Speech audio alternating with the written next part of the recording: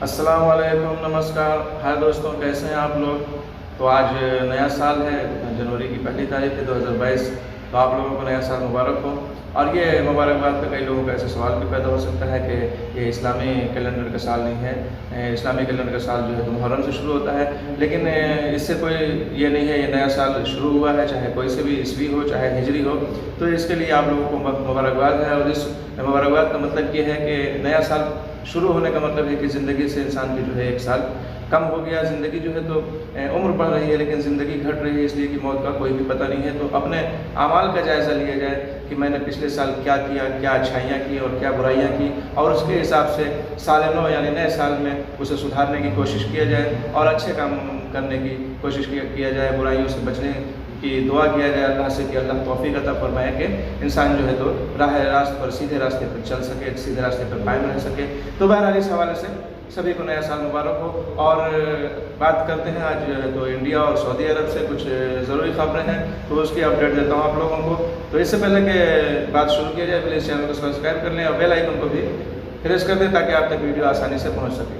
हालांकि जो लोग ये बोलते हैं नए साल के हवाले से, उन लोगों के भी अगर से लिखना और पढ़ने में देखा जाए तो ज़्यादातर जो है तो इंग्लिश ही साल यूज़ होता है। अगर से कमरे लिख दिया जाए तो मेरे उम्मीद से 80% लोग को सही से याद भी नहीं होगा और समझ में भी नहीं आएगा।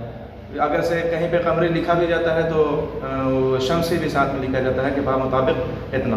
तो बहरहाल इससे कोई लेना देना नहीं कि साल कौन सा है, नया साल है और अपने अमाल का जायज़ा लिया जाए और ये नियत किया जाए, ये इरादा किया जाए कि जो है तो अच्छाइयों की तरफ रुजू किया जाए, अच्छाइयाँ किया जाए और बुराइयों से बचा जाए। और दुआ कीजिए अल्लाह से कि इस वबा का ख़ात्मा इस साल जल्द से जल्द हो जाए। और ये इस वबा को फैले हुए कितने साल हो चुके हैं और अभी तक जो है तो दुनिया में ये देखिए और ज़्यादा बढ़ता ही हुआ दिखाई दे रहा है, जिस हवाले से मैं बात करने वाला हूँ। अगर से सऊदी अरब में आप लोग देख सकते हैं कि 800 से भी ज़्यादा केसेस रिकॉर्ड हुए हैं।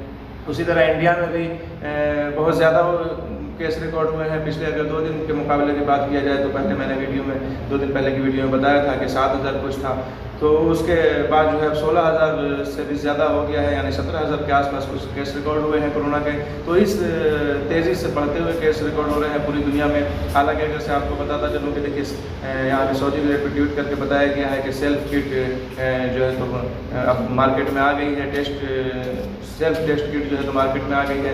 लेकिन फ्रांस के हवाले से, और फ्रांस में ये बताया गया कि अब जो है तो केस कोरोना के 2,08,000 यानी कि अगर से 25 दिसंबर की बात किया जाए तो उसके मुकाबले में डबल से भी ज़्यादा केस जो है तो रिकॉर्ड हुए हैं। 2 लाख पिछले 24 घंटे में यानी कि 2,08,000 कुछ केस रिकॉर्ड हुए हैं। तो इस तरह से पूरी दुनिया में ही बढ़ते हुए कोरोना के केस दिखाई दे रहे हैं। तो इंसान दुआ कर सकता है, अल्लाह से दुआ कीजिए कि जल्द से जल्द इस वबा का खात्मा हो जाए दुनिया से। और बाकी जो एहतियाती तदाबीर हैं वो खुद अमल करना उस पर ज़रूरी है और वैक्सीन लेना भी ज़रूरी है। जैसा कि यहाँ के ministry of interior, Saudi ministry of interior के हवाले से कहा गया है कि जब से ये पाबंदी फिर से दोबारा लागू किया गया है मास्क वगैरह की, उसके बाद से जो है जैसा कि आप लोग सऊदी गज़ट का भी ट्वीट देख सकते हैं कि 4,159 लोगों को इसके खिलाफ वर्जी करते हुए पकड़ा गया है, खिलाफ वर्जी के मुर्तकब पाए गए हैं 4,159 लोग, जिसमें सबसे ज़्यादा अगर से बात किया जाए तो 5 जगहों की बात किया गया है, जिसमें सबसे नुमाया नाम जो है तो रियाद का। रियाद में इसकी खिलाफ वर्जियाँ ज़्यादा